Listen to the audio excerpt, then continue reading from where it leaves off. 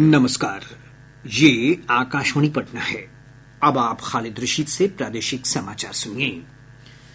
प्रधानमंत्री नरेंद्र मोदी ने कहा है कि कोई भी देश अपनी संस्कृति पर गर्व करके ही प्रगति कर सकता है।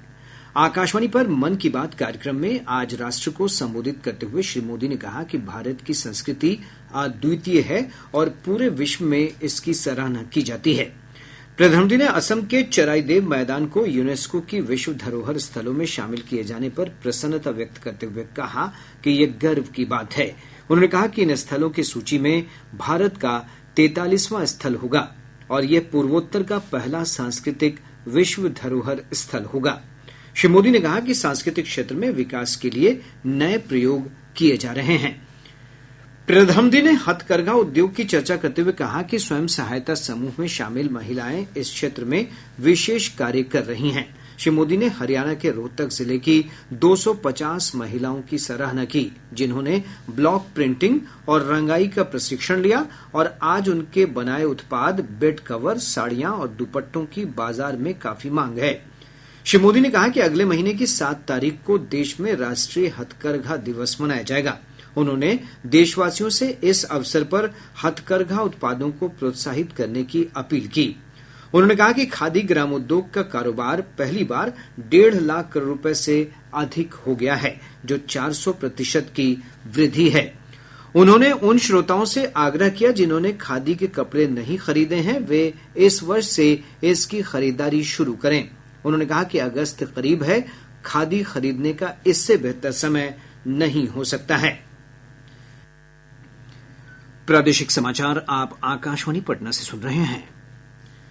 मन की बात कार्यक्रम में प्रधानमंत्री ने श्रोताओं से ओलंपिक खिलाड़ियों का उत्साह बढ़ाने का भी आग्रह किया। इसके साथ ही उन्होंने इंटरनेशनल मैथमेटिक्स ओलंपियाड में भारत के विद्यार्थियों के शानदार प्रदर्शन के लिए उनकी प्रशंसा की। मादक पदार्थों की समस्या की चुनौती का जिक्र करते हुए प्रधानमंत्री ने कहा कि हर परिवार चिंतित है कि उनका बच्चा मादक पदार्थों के व्यसन में पड़ सकता है। उन्होंने बताया कि सरकार ने मानस नामक एक विशेष पहल की है, जो नशीली दवाओं के दुरुपयोग के खिलाफ लड़ाई में एक कदम है। मानस की हेल्पलाइन और पोर्टल हाल ही में लॉन्च किया गया और एक टोल फ्री नंबर 1933 भी जारी किया गया है। श्री मोदी ने कहा कि कोई भी व्यक्ति पुनर्वास से संबंधित आवश्यक सलाह या जानकारी प्राप्त करने के लिए इस नंबर पर कॉल कर सकता है। प्रधानमंत्री श्री मोदी ने दुनिया भर में कल मनाए जाने वाले अंतर्राष्ट्रीय बाघ दिवस का भी जिक्र किया। प्रधानमंत्री ने कहा कि बाघ भारतीय संस्कृति का अभिन्न अंग रहे हैं और जंगलों के आसपास के गांवों में लोग बाघ के साथ सद्भाव से रहना जानते हैं। उन्होंने इस बात पर प्रसन्नता व्यक्त की कि बड़ी संख्या में लोग एक पेड़ मां के नाम अभियान से जुड़ रहे हैं। उन्होंने लोगों से आह्वान किया कि वे अपनी मां के नाम पर पौधे लगाने के इस अभियान से जुड़ें और सेल्फी लेकर सोशल मीडिया पर पोस्ट करें।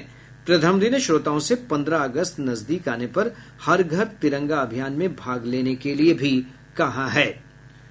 प्रदेश में कई सार्वजनिक स्थानों पर कार्यक्रम का आयोजन कर लोगों ने मन की बात कार्यक्रम को सुना। भाजपा के प्रदेश मुख्यालय पटना में इस अवसर पर पार्टी के संगठन महामंत्री भीखू भाई दलसानिया और बिहार झारखंड के क्षेत्रीय संगठन मंत्री नागेंद्र नाथ उपस्थित थे।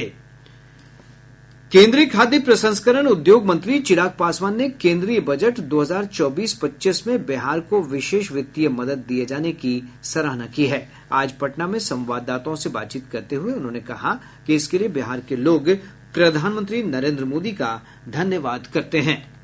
प्रदेश में मानसून के कमजोर होने से वर्षापात में कमी आई है। मौसम विभाग ने कहा है कि 30 जुलाई से राज्य में वर्षा आधारित गतिविधियों में तेजी आने की संभावना है। इसके चलते 30 और 31 जुलाई को अच्छी बारिश हो सकती है। इसके साथ ही आकाशवाणी पटना से प्रसारित प्रादेशिक समाचार का ये अंक समाप्त हुआ।